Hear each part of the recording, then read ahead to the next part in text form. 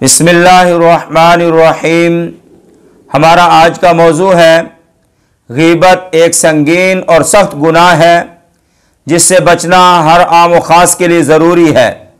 वक़ाल अल्लाहु तआला फ़िल क़ुरआनिल मजीद वला यग़्तब बाज़ुकुम बाज़ा अयुहिब्बु अहदुकुम अन यअकुल लहमा अख़ीहि मैतन फ़करिहतुमू। अल्लाह रब्बुल आलमीन ने कुरान मजीद में इरशाद फरमाया है, तुम में से बाज की गीबत ना करें। क्या तुम में से कोई एक ये पसंद करता है कि वो अपने भाई का गोश्त खाए? तो गीबत करना इंतहाई बुरा फेल है। याद रखो, इंसानी जिस्म के अंदर दो किस्म की बीमारियां लगती हैं। एक जिस्म को बीमारी लगती है, एक रूह को बीमारी लगती है। जिस्म को बीमारी लायक हो जाए, जिस्म बीमार होता है और उसका इलाज कराते हैं, जिस्म ठीक हो जाता है। इलाज ना कराया जाए तो बसा औकात वो बीमारी मौत का सबब बन जाता है। लेकिन मौत से सारी बीमारियां खत्म हो जाती हैं। ये जिस्म आर्जी है, इसको लगने वाली बीमारियां भी आर्जी होती हैं।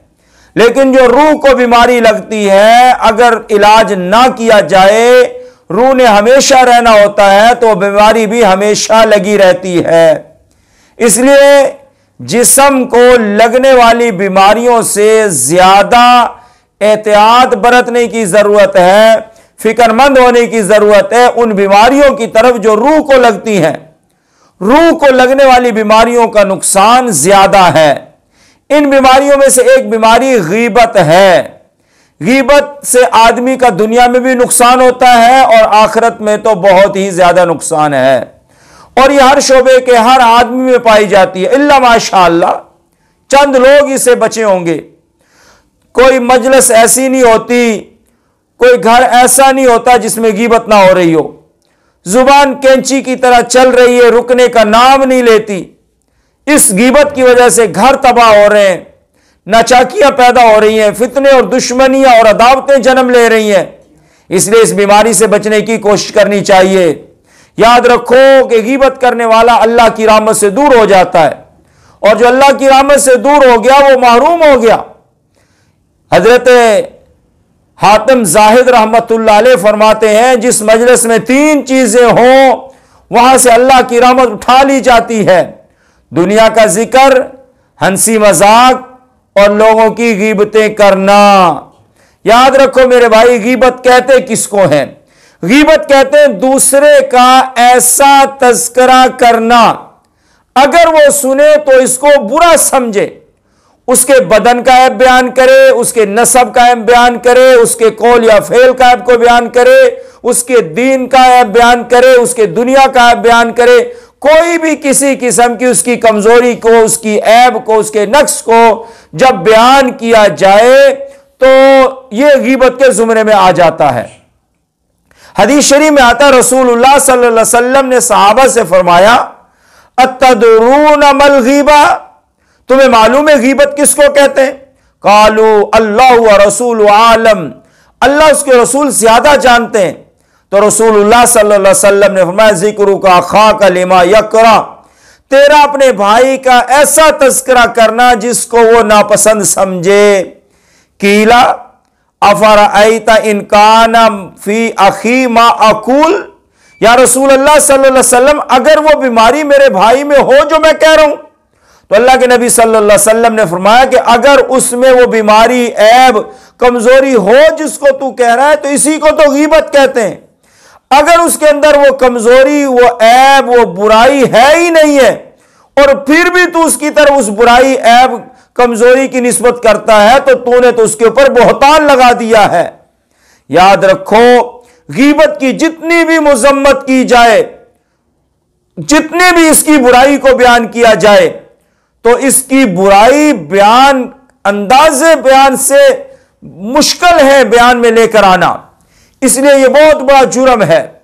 रसूलुल्लाह सल्लल्लाहु अलैहि वसल्लम ने फरमाया, मैंने मेराज के रात में देखा, मैं ऐसे लोगों से गुजरा जिनके नाखून बड़े बड़े थे, अपने सीनों को और अपने चेहरों को जख्मी कर रहे थे। मैंने हजरत जिब्रील से पूछा, या जिब्रील अमीन, ये कौन बदबख्त लोग हैं?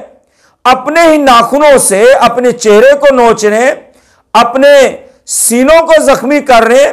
या रसूल अल्लाह सल्लल्लाहु अलैहि वसल्लम, ये वो लोग थे ये वो लोग हैं जो दुनिया में लोगों की इज्जतों पर हमला करते थे, उनकी इज्जतों को उछालते थे और लोगों की गीबतें करते थे। रसूलुल्लाह सल्लल्लाहु अलैहि वसल्लम में अल-गीबत व अशद्दु मिनज़्ज़िना, गीबत जिना से भी ज्यादा सख्त है। कहलू या रसूल अल्लाह सल्लल्लाहु अलैहि वसल्लम, ये गीबत जिना से कैसे सख्त है? अल्लाह के नबी सल्लल्लाहु अलैहि वसल्लम ने फरमाया कि जब जिना को गुनाह समझ के आदमी तौबा कर लेता है और अल्लाह उसकी तौबा को कबूल कर लेता है, लेकिन गीबत करने वाला इसको गुनाह ही नहीं समझता। हम अपनी मजालिस में बैठकर हंसी मजाक में एक दूसरे की बुराइयां बयान करते रहते हैं, दोस्तों की बुराइयां बयान करते रहते हैं, और किसी को फोन करें भाई आजा भाई इस जगह पर बैठे हुए हैं, तो उसके आने से पहले पहले उसकी बहुत सारी बुराइयां बयान कर देंगे। कोई मजलिस से उठकर चला जाए तो अपने लिए उसकी बातों को शुगल बना लेते हैं, हंसी बना लेते हैं, और उसकी कमजोरियों को उसके चाल के और ढोल के अंदाज को बयान करके हंस लेते हैं। तो याद रखें, अपने दोस्तों की भी कमजोरियां हंसी मजाक में बयान करना भी गीबत में आ जाता है। हजरत आयशा रज़ी अल्लाह ताला अन्हा फरमाती है कि एक औरत हमारे पास आई और आकर जब वो चली गई तो मैंने हाथ से उसके कद की तरफ इशारा किया, तो रसूलुल्लाह सल्लल्लाहु अलैहि वसल्लम ने फरमाया कि तूने उसके ठिगने कद की तरफ इशारा करके गोया कि तूने उसकी गीबत की है। आप सल्लल्लाहु अलैहि वसल्लम ने एक मरतबा फरमाया कि मदीने की यहां इस हवा से गीबत की बदबू आ रही है, मुनाफिकों ने मुसलमानों की गीबत की है। याद रखें, गीबत करना भी गुनाह है, गीबत का सुनना भी गुनाह है।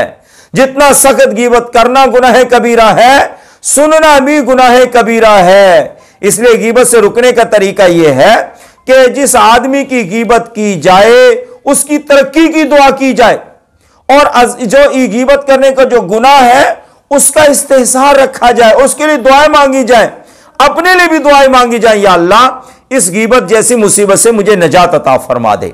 और खामोशी की आदत डालने, बगैर जरूरत के ना बोलें।